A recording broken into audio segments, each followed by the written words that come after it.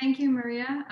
That was a wonderful overview of the Networks program. And I'm going to hand over now to Dan Esty, who's the Hill House Professor of Environmental Law and Policy at Yale University, as well as a chair of our network and a chair of the Zero Carbon Consortium that put together the Zero Carbon Action Plan.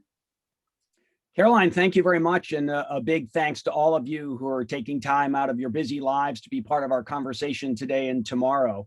I am, as you heard, a professor at Yale, teaching in an environment school as well as a law school, and with a secondary appointment in a management school. I've been doing research and writing publication on sustainability for my entire 25-year academic career. And the Center for Environmental Law and Policy that I run at Yale produces every other year something called the Environmental Performance Index, which is one of now a number of efforts across the globe to track country performance with regard to achieving sustainability targets. And that Environmental Performance Index does come out every other year, most recently in June of 2020, highlighting who's doing well, who's not doing so well with regard to the push toward a sustainable future. And I do want to welcome all of you to what I think is an important conversation. And I don't have to tell you what a critical moment in time that we're gathered at. It's a challenge because there's the pandemic, the economic consequences of the pandemic, a great deal of turmoil across the world. But while there are reasons for worry, including serious questions about whether we are off track in our need to get to a sustainable future, I think there are also reasons for optimism. And again, for all those living in the United States, we of course have a new administration in Washington.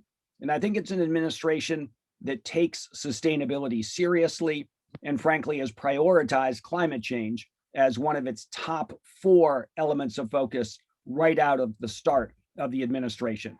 And I think that is very promising.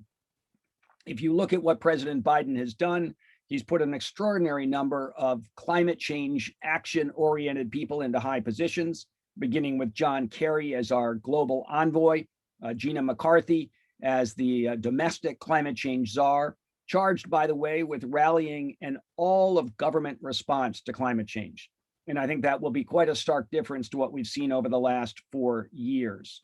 And I do think we've got, of course, good leadership, strong leadership coming into the Environmental Protection Agency, strong leadership at the Department of Energy, but also people going into other departments who know climate change, care about the issue, and will bring a sensitivity to the needs of a climate change action plan to their own departments, whether that's Janet Yellen at Treasury, who has long been on this issue, or Pete Buttigieg at Transportation, who's already signaled significant initiatives around a response to climate change for his department. So I do think there's reason for optimism. And I think it's an exciting moment for this network to gather and to think together about what we can do to help build that momentum. And you're going to hear about today and through the day tomorrow some of the initiatives that are underway. We very much hope you will join us in advancing the agenda, really driving a focus on the sustainability imperative, as I like to call it, and think together about how we can ensure that the issues that we together want to move forward really do move forward. And so with that, I want to close by saying that I think we all know it's a moment where we need transformative change, change to really deliver a deep decarbonization across society, a clean energy future.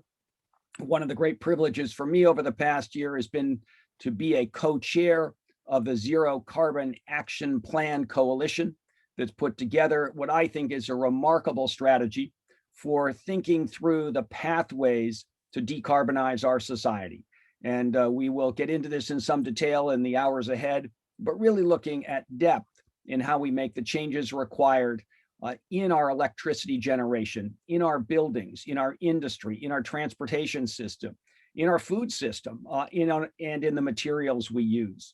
And I think getting into that detail is just where America needs to be, and to do so in the kind of thoughtful, granular way that the ZCAP, as we call it, the Zero Carbon Action Plan does, I think is something I hope all of you will dig into. And we'd love to, with you, organize conversations around this pathway to deep decarbonization as part of our game plan for the coming year.